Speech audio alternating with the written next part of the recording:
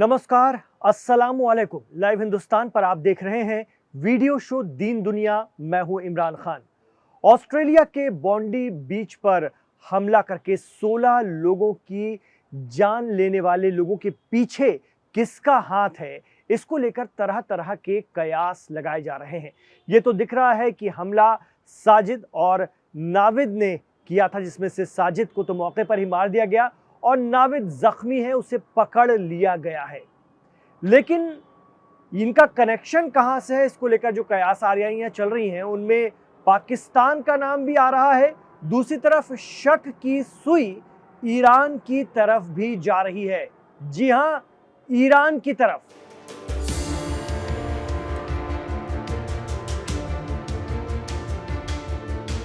कुछ media report ये दावा कर रही हैं कि ईरान इसराइलियों और यहूदियों पर हमले तेज करवा रहा है।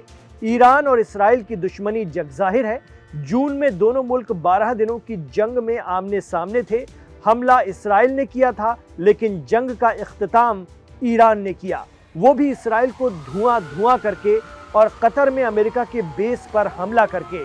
तो क्या ये रंजिश अब इस तरह से निकल रही है? कहा तो यह भी जा रहा है कि ऑस्ट्रेलिया ने भी ईरान के रेवोल्यूशनरी गार्ड यानी पासदारान इस्लाम को एक दहशतगर्द तंजीम घोषित कर रखा है। ईरान के सफीर को, उनके एम्बेसडर को ऑस्ट्रेलिया से निकाल बाहर किया गया था। तो क्या ईरान की एजेंसियां या फिर उसकी हिमायती तंजीमें इस तरह से ऑस्ट्रेलिया से बदला ले रही हैं, या वहां के यहूदियों को निशाना बनाकर यह दिखाने की कोशिश की जा रही है कि गजा का बदला इस तरह से लिया जाएगा? लेकिन इस वारदात के बाद ईरान से जिस तरह के बयान आए हैं, वो मीडिया के आरोपों या उसके दावों के बरखिलाफ नजर आते हैं।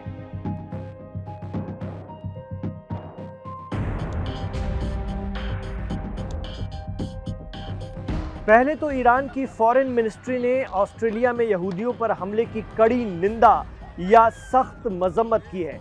वहीं ईरान से चलने वाली न्यूज साइट ईरान ऑब्जर्वर का दावा है कि शुरुआती जांच रिपोर्टों से पता चलता है कि बॉन्डी बीच पर गोली चलाने वालों का सलाफीवाद या सल्फिज्म से ताल्लुक है। आरोप लगता है कि ये इंतहा पसंदी से भरी हुई आइडियोलॉजी अफगानिस्तान में सोवियत यूनियन से लड़ने के लिए अमेरिका के जरिए प्रमोट की गई और इस आइडियोलॉजी से दुनिया बेहद परेशान है। ईरान ऑब्जर्वर और सोशल मीडिया पर दहशतगर्द नवीद अकरम की एक फोटो भी खूब शेयर की जा रही है, जिसमें उसके पीछे जो लिटरेचर रखा है वो सल्फिज्म को प्रमोट करता है। हालांकि लाइव हिंदुस्तान इस तस्वीर की तस्दीक या पुष्टि नहीं करता, लेकिन सोशल मीडिया पर यह चर्चा आम है, इसलिए भी हमने इसका जिक्र आपके साथ किया। देखा जाए तो ईरान का मीडिया खुद इस बात को लेकर फिक्रमंद है कि यह आइडियोलॉजी दुनिया में मुसलमानों की गलत छवि पेश करती है और इसी आइडियोलॉजी के प्रोडक्ट ISIS यानी दाइश जैसी खूंखार दहशतगर्द तंजीम और अल कायदा रहे हैं। और खुद अमेरिका के नेताओं ने कई बार स्वीकार किया है कि हमने सोवियत यूनियन से निपटने के लिए इन्हें तैयार किया था। हालांकि ये भी सच है कि पहले भी ऑस्ट्रेलिया में हुए हमलों को लेकर ईरान पर आरोप लगा था।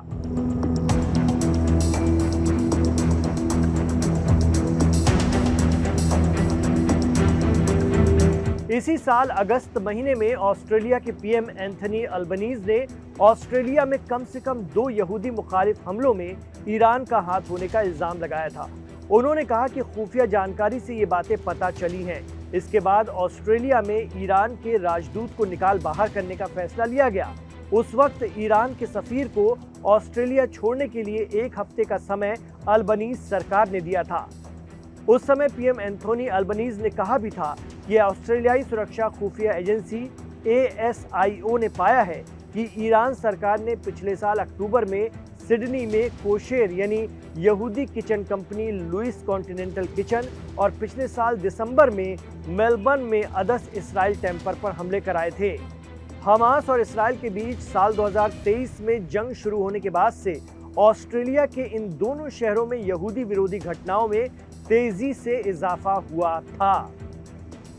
वहीं कुछ एक्सपर्ट बताते हैं और ईरान भी ये दावा करता रहा है कि उसकी लड़ाई इसराइल की आक्रामकता और कब्जा करने की हवस के खिलाफ है, न कि यहूदियों के खिलाफ।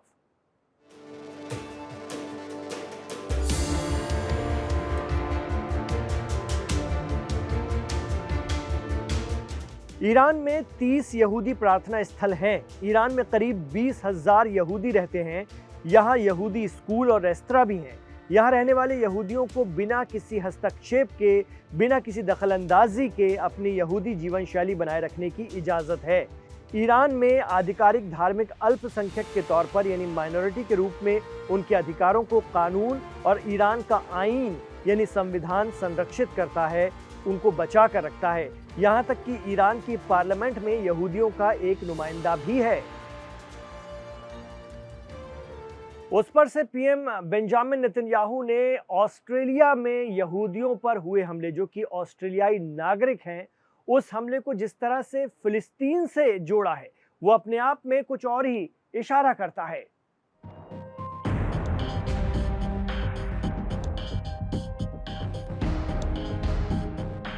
पीएम नेतन्याहू की इस साजिश को तुरंत भांपते हुए ऑस्ट्रेलिया ने भी ऐसा जवाब दिया है जो बताता है कि ऑस्ट्रेलिया इस मामले में बेहद अलर्ट है। इस वारदात को लेकर जिस अंदाज में इस्राएल के पीएम बेंजामिन नेतन्याहू ने ऑस्ट्रेलिया को घेरा था, उन्हें उसी तरह का जवाब भी ऑस्ट्रेलिया की सरकार की तरफ से मिला है।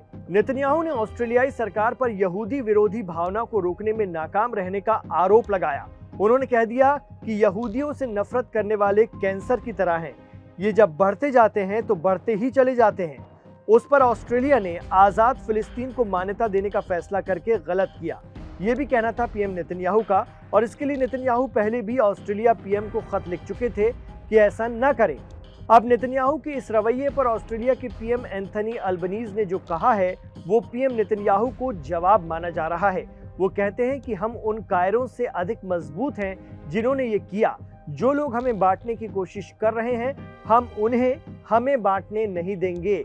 ऑस्ट्रेलिया कभी भी विभाजन, हिंसा या नफरत के आगे नहीं झुकेगा और हम सब इस घटना से मिलकर बाहर आएंगे। पीएम अल्बनीज ने इस बयान के जरिए ऑस्ट्रेलिया में मुसलमानों को लेकर नफरत का माहौल बना रहे लोगों को करारा जवाब दिया है। वहीं इसराइल की दखलंदाजी पर भी उनका सख्त रवैया बता रहा है कि ऑस्ट्रेलिया उस ट्रैप में, उस जाल में नहीं फंसेगा जिसमें उसे फंसाने की कोशिश की जा रही है। एक्सपर्ट कहते हैं कि हत्या ऑस्ट्रेलिया के यहूदी नागरिकों की हुई है, ना कि इसराइल के। इसलिए भी इसराइल का इस मामले में तुरंत फिलिस्तीन को ले आना और ऑस्ट्रेलिया को खरी खोटी सुनाना बताता है कि जैसे एक नफरत के खिलाफ दूसरा नफरती कार्ड खेलने की तैयारी पहले से ही रहती है।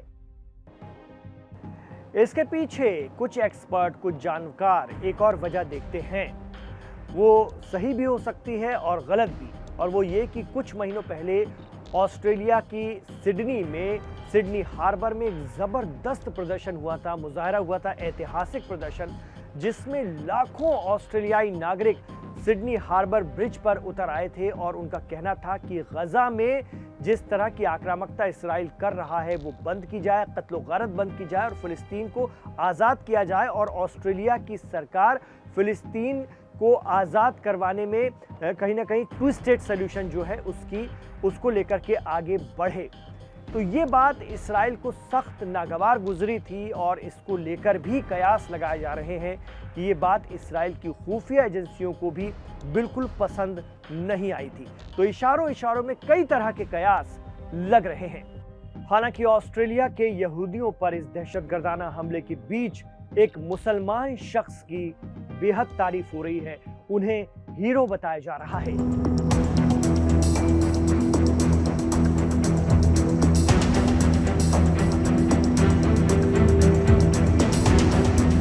और हो भी क्यों ना, अपनी जान की परवाह किए बगैर उन्होंने वो जोखिम उठाया जो शायद ही कोई कर पाता। उन्होंने एक बंदूकधारी दहशतगर्द को निहत्थे रोकने की कोशिश की और कामयाब भी रहे। सोशल मीडिया पर एक वीडियो तेजी से वायरल हो रहा है। वीडियो के मुताबिक एक छोटा पैदल पुल घटना स्थल के पास है, वारदात स्थल के पास है, जहां हमलावर ताबड़तोड़ पेड़ की आड़ लेकर फायरिंग करता दिख रहा है। वो किस दिशा में गोलियां चला रहा है ये कैमरे में साफ नहीं दिखता। उस वक्त अहमद एक खड़ी हुई कार के पीछे छिपे हुए थे। मौका देखते ही वो अचानक हमलावर की तरफ बढ़ते हैं और उसे दबोच लेते हैं। इस जद्दोजहद के दौरान अहमद हथियार छीनने में कामयाब हो जाते हैं और हमलावर को जमीन पर गिरा देते हैं। इसके बाद वो बंदूक उसकी ओर तानते हैं। कुछ देर बाद हमलावर पीछे हटते हुए पुल की ओर जाता दिखता है। इस बीच अहमद हथियार नीचे कर देते हैं और एक हाथ ऊपर उठा लेते हैं, जिससे साफ संकेत मिलता है कि वो पुलिस को बताना चाहते हैं कि वो किसी भी तरह से हमलावर नहीं है। इस दौरान अहमद को 2 गोलियां लग गईं। वीडियो में आगे वही हमलावर पुल पर एक और हथियार उठाता है और दोबारा फायरिंग शुरू कर देता है। इसके साथ ही पुल से एक दूसरा बंदूकधारी भी गोलियां चलाता नजर आता है। बाद में जख्मी अहमद को अस्पताल में दाखिल कराया गया, जहां उनकी हालत स्थिर बनी हुई है। अमेरिका में व्हाइट हाउस के क्रिसमस रिसेप्शन के दौरान बोलते हुए अमेरिका के प्रेसिडेंट डोनाल्ड ट्रंप ने भी अहमद की तारीफ की है। उन्होंने कहा है कि अहमद के लिए उनके मन में गहरा सम्मान है। ट्रंप के मुताबिक अहमद ने गैर मामूली बहादुरी दिखाते हुए सीधे एक एक्टिव शूटर का सामना किया और कई बेकसूर लोगों की जान बचाई। वहीं कुछ मीडिया रिपोर्ट बता रही है कि हमलावर बाप बेटे का ताल्लुक पाकिस्तान से है।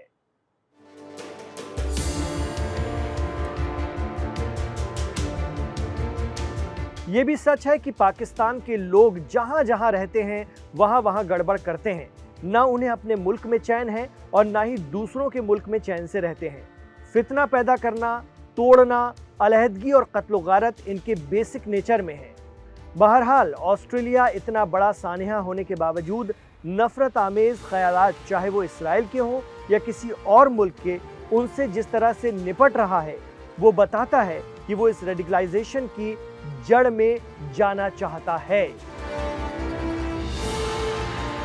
आपको क्या लगता है, ऑस्ट्रेलिया के यहूदी नागरिकों पर हमला करने वाले कौन थे? उनका कहां से ताल्लुक हो सकता है? हालांकि अभी जांच जारी है।